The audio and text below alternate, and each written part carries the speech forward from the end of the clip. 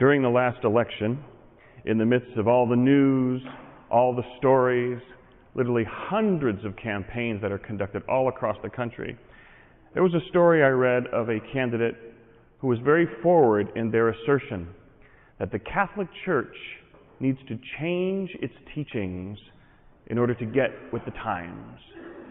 This is especially the case where the sanctity of life is concerned, the sanctity of marriage, the question of love, and so on.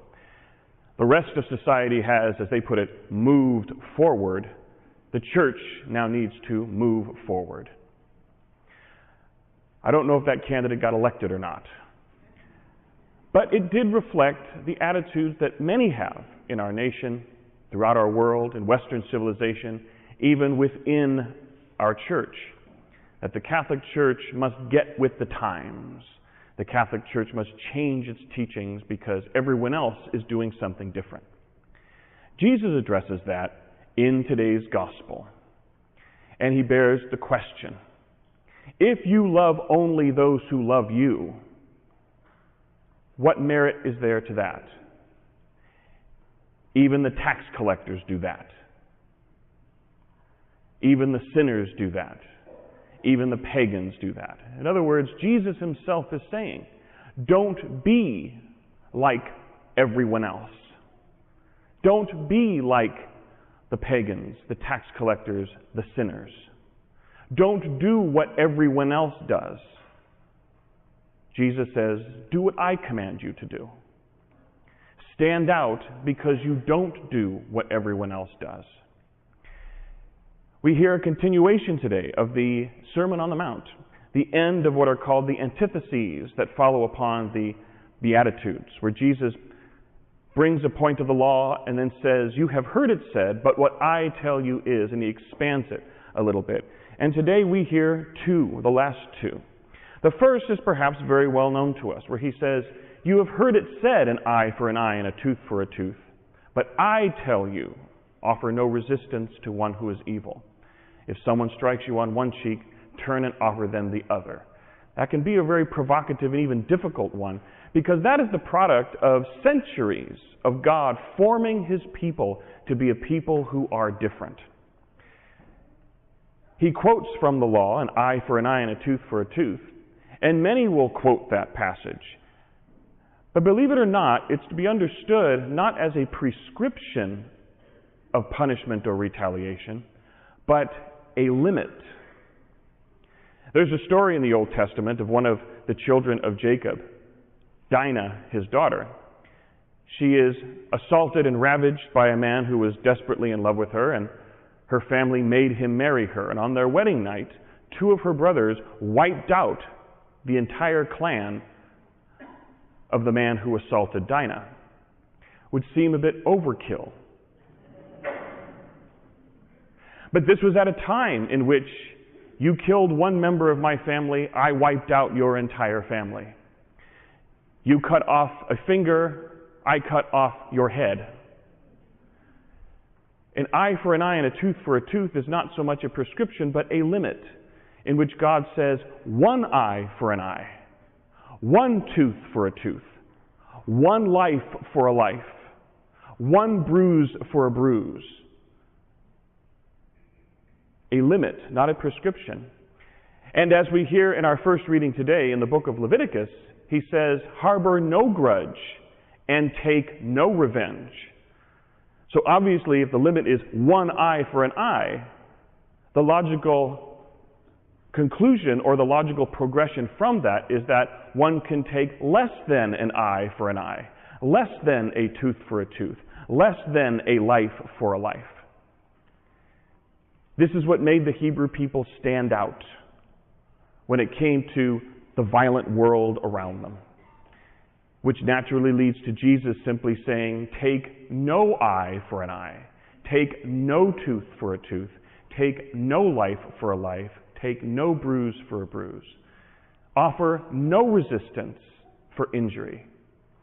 And in that way, we really stand out as a people who aren't going to say, thank you, sir, may I have another, but are not going to be known as people who seek retaliation and revenge and retribution. We have a different outlook. And so it is with so many different things in our society and in our world, and sometimes we see great tension with that with the church. We stand out when it comes to the sanctity of human life. We stand out when it comes to the value of human dignity and medical care. We stand out when it comes to the value of suffering because of the best example of suffering that we have, where the rest of the world might see suffering as extremely bad that needs to be ended soon and conquered.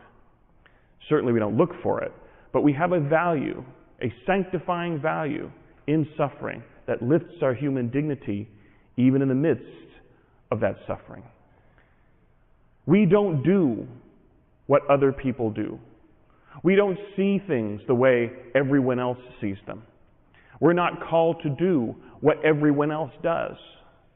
We are called to do what Christ commands us to do, and that is not getting with the times, that is timeless, and that is eternal.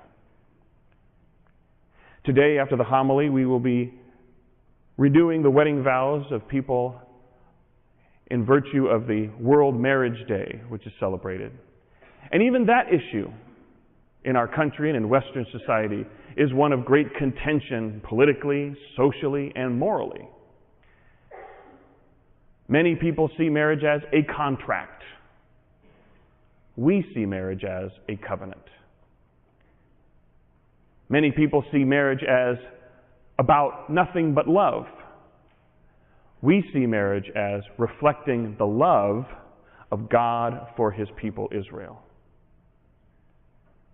We see marriage as something very, very different, even in the midst of the hot social, political, moral contention that has enveloped the institution of marriage in our society today.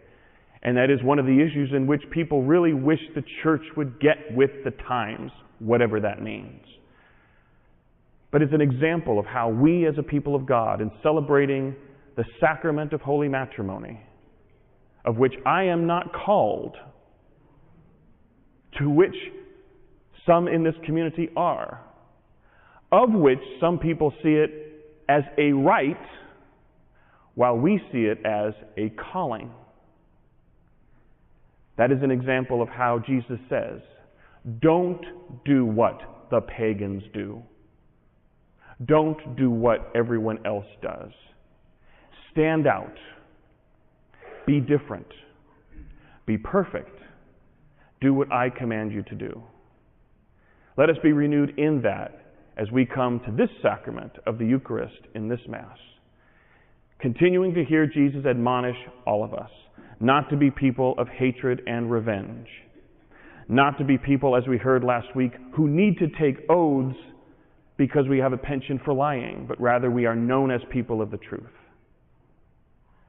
Not people for whom marriage is cheap and nothing more than something social, but as something that is truly divine and reflecting the very love that God has for His people and the marriage between Christ and His church. Don't do what everyone else does. Let us do what Christ tells us to do. And by His grace, we will fulfill that seemingly impossible command we hear at the end of today's gospel. We might just have some chance of being perfect as our Heavenly Father is perfect.